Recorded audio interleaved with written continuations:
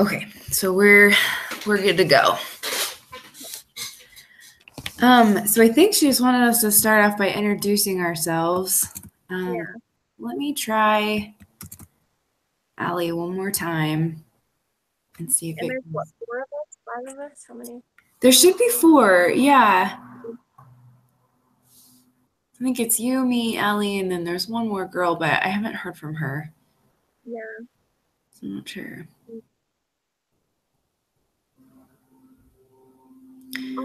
Okay, well, I don't know if she's getting it or not, but if you want to go ahead, we'll just do introductions, and if you have to go because of your phone, that's totally fine. Yeah, I'm like at the end of the month and I'm out of data, and I was like, no, you're so yeah, Carissa, I'm in Pennsylvania right now. My husband and I just moved from Idaho. Public health major from Arizona originally. Oh, what part? Hiking. Heber. Okay, cool. I'm from Queen Creek, so down in the valley. But yeah, in the hot part, as I would call it. I am. Yeah. Oh, I think we. Hi, sorry, I can. There you are. Perfect. Knock it up. You want to set my computer up then? So Carissa might not be able to stay too long. I guess her router's getting changed. Yeah. So we're just starting introduction.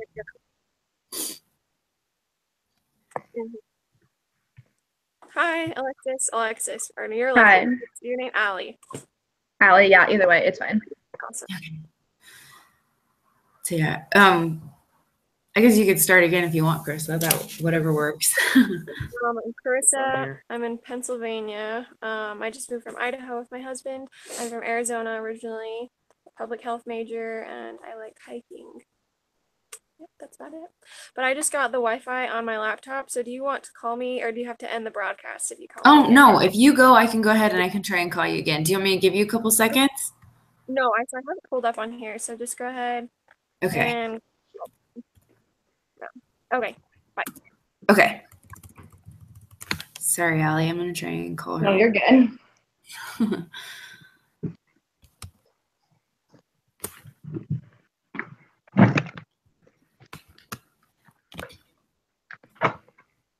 Did you hear from the other girl who's in our group at all?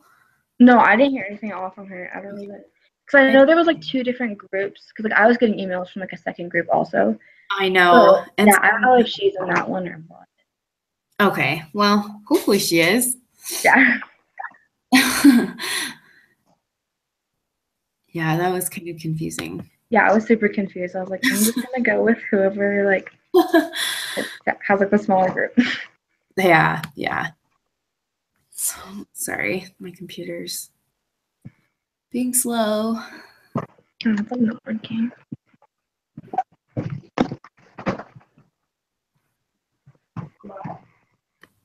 Were you able to get into iLearn okay? No, I have not been able to get in for like 2 or 3 hours. Like, really?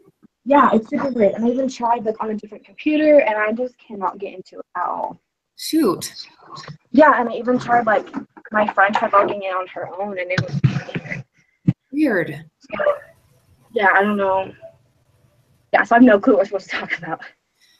I'm gonna try it really fast one more time and see if. Hello. Oh, there you are. Hi.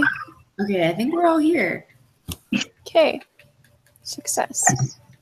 All right, so I'll introduce myself to I'm living in Rexburg right now. Going to school is my last semester. Exercise biz major. Nice.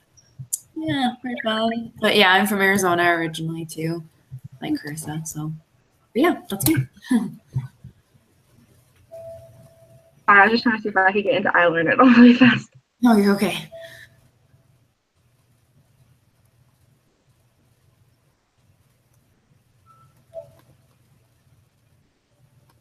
Yeah, so it's not working. It just says it's invalid every single time. Okay. Well, we're just supposed to talk about like pretty much our interviews, right? Yeah, like our interviews and yeah, just kind of our that model. The like theory, behavior, TBA or whatever it's called. Yeah. I forgot. So just I guess whatever you remember or whatever thoughts you have, because we're just talking about it. So I think I can get it on my phone, so I'm probably just like see what I can do from there. But yeah, okay. Super weird. So I thought it was cool that, I don't know about you guys, but like this theory or model that like it's pretty much like people care more about what people think than you think about kind of thing, and that influences us. Is that what you guys got? Yeah. Mine totally froze. I have no clue what you just said. Sorry. Oh, sorry. So I thought this was interesting just because it's like kind of proving how we care way more about what people think about our choices than we let on kind of thing. Like goes back to how we make decisions. So I thought that was interesting. Yeah, I agree. It was interesting. I've always known beliefs, you know, that we have our own beliefs, but to see it kind of broken down as to how there's actually different kinds of beliefs and they're influenced by different pieces of our life. And like you said, other people influencing our lives too. Mm-hmm. Yeah. So it made me like think about like, is it really what I believe or like my attitude towards something, or is it something that's been like trained in me, like that I'm like, oh, actually this is better because of other people. But yeah, it's interesting. Right. Yeah, I agree. Sorry, my thing is like totally freezing, so I keep hearing like the last sentences that you guys say. So like, no. I'm not just like totally not responding. I just have no clue what you're saying. They need like subtitles on these to like say what Seriously. we're saying. Yeah, because like I just get like bits and pieces of it. But yeah, but I did catch up what you guys said. I like definitely agree with like that we care more about like what other people think, that kind of thing. So yeah. Mm-hmm. Yeah. So let me look at so yeah, we're just kind of summarizing how it works, how this like planned behavior model works, and the different processes of the model, and then talking about like what kind of interventions would we use to basically use this model. Yes. I totally have that pulled up. Why is it there?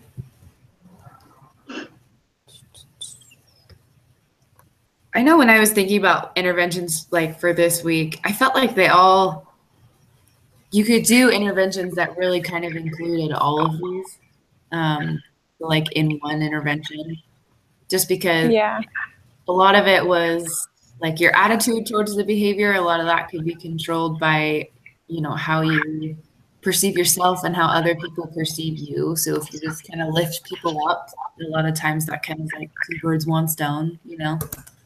Yeah. And I was just thinking about like last week's lesson, like the self-efficacy type thing. So where like people, if they have like bad views about, or like our interview, for example, like if I interviewed someone and they had bad like beliefs towards out or exercise and diet because they didn't do it throughout their lives or their family didn't do it. So they have these like not negative, but like unimportant attitudes towards it. Like they're probably not going to have a lot of self-efficacy. So if you try to like develop that and use their strengths, any like good beliefs they have about that, that would probably help some. But I don't know. That was my thought. Yeah, I agree. Yeah, now tying in those two things together, like I didn't think about that. But, like tying in like last week's and this week. Yeah. I think another thing it talked about was like perceived power and perceived behavior control. Mm-hmm. And I think that goes right along with what we're saying. You know, people need to feel like they have the ability to do certain things, as well as the fact that they can control your beliefs. So like you were saying, Carissa, how you kind of reevaluated your own and you're like, well, why do I do this? It's because you have that perception that you could actually control that for yourself. Yeah. For like creating that. I thought it was interesting. So I was looking through and doing the application, like the assignment, and I was talking about like what questions did you have from the interview that matched up like those different categories. And like it was funny going through the questions we did for whatever lesson 3, 4, whatever it was. I feel like it was funny how they matched up. Like it was like, how likely are you? Do you believe you can do this? Like, do people influence you? And I'm like, that totally matches up. But it's interesting, like, if people don't care, I saw a lot of like correlation. They're like, I'm not very likely to actually do this type thing. So I don't know. I thought it was interesting. Yeah, no, that's a good point. But I think too with that, I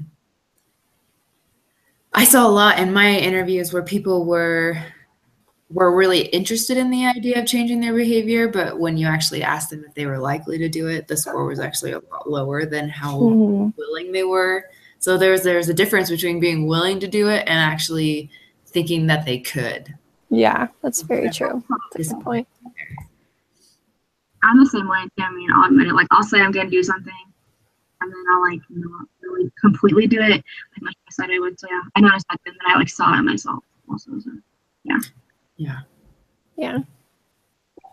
So what kind of, I don't know, I just try and think, like, what kind of interventions would help, like, bridge that gap, help them think, like, I actually can do this and I have the control to do it.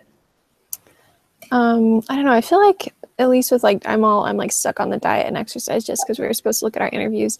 But usually if people have like negative thoughts about it, it's either they haven't have like a lot of experience with it, I feel like, or they're not like health education is important as well. Like talking about the importance of exercise and eating healthy type thing. Like, I don't know, if that was me, I'd be a lot more likely to want to do it if I knew like the benefits of it kind of thing. Yeah, that's true. I feel like with like anything, like if you know that there's like positive benefits in it and like you really like understand those benefits, you'll be like more likely to do it, you know. Like if you know that it's like healthy or you can know it's like something, but once you like really like in depthly like know what it's gonna do, then you're probably like more likely to do it. If that makes sense. Oh, no, yeah, that makes sense. You'd think that's like common sense though, but then you have people that smoke and like it's totally common knowledge that smoking is not good for you for many reasons kind of thing. So that I think that plays into with like your environmental factors and like that kind of stuff. I agree. And that's so hard because you can only pull someone so much out of their environment. It's exactly more having them realize that it is their environment and they have to do something about it. And that's such a hard thing. It's hard to think of an intervention for that. Like you can't change that for them. So it's hard to like, change someone like once they like feel like they're doing the right thing, like once they're like set in like one type of way, and then like just trying to create something that will like help them change is definitely difficult. So yeah. Yeah, for sure.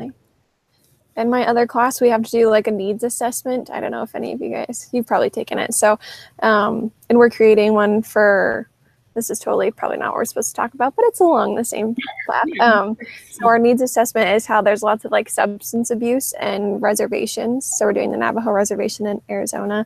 And it's easy for us to say like, oh, you should change and do this. But like different like cultural differences, if I was to go in there and tell these people that live there like, oh, you need to stop doing this and do this, like they're like, who are you, like why do you think you have any authority coming in and telling us what to do kind of thing. So I don't know, it's interesting. It's like, how are you going to bridge, like you said, like what do we do to bridge that gap kind of thing? You kind of have to like establish yourself in a way like so they understand like you know what you're talking about and like you are just trying to help them. You're not trying to just come in and just spat off like ideas and things to them, like you really are just like trying to help them. So, like you have to like try to establish yourself in a way. Yeah. No, I agree with you. And establish yourself in a way that you're not really creating like a dominant figure over them. Like I know so much more than you, so you should listen to me. Equal. Like yeah, because I think you're right, Alexis. If you or Allie, sorry, if you were to like spout off those facts, a lot of times when people do that, it kind of makes you feel dumb, like you should already know it, you know? And so I think being that like on an equal level, like you were saying, Chris, that makes a lot of sense.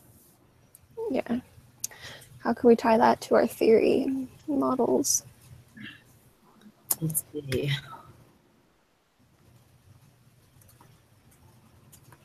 I think one thought that I have a lot, especially looking over how they've broken down all of these beliefs, I feel like one of the biggest ways that you can help someone is by just being that example. So I think to have that ability to see your own perceived power and to see what beliefs are centered around your behavior or the normative beliefs that you live by or the control beliefs that you live by. Because if you're an example of that, a lot of times people will see you're just like me, but you're capable of doing what I want to do. So I must be able to do that too. Yeah. So find like common beliefs kind of thing. Yeah. Yeah. I like that. I remember, so I did the whole like graph thing we were supposed to do, right? And I was like, what the heck? But then we learned about it. I was like, oh, it totally makes sense. But it's interesting. I don't know. What do you guys think? No, I agree. I think that's what if you find like common ground kind of thing and different beliefs, or because it's like you said, it's easy to have the beliefs and the intention, but what's the likelihood of you carrying out the behaviors that match your intentions kind of thing. But I guess it's like all those things that add up to that. I feel like if you like interesting. have like just like common things with the person, by example, like I like for myself, it's way easier to follow someone else's example other than just like listen to what they're telling me and then go from there. And so I think that that's really like helpful too. If you like converse or like relate to them in like a kind of like a deeper way, I guess, and then just like show them instead of just telling them. Yeah, it's good.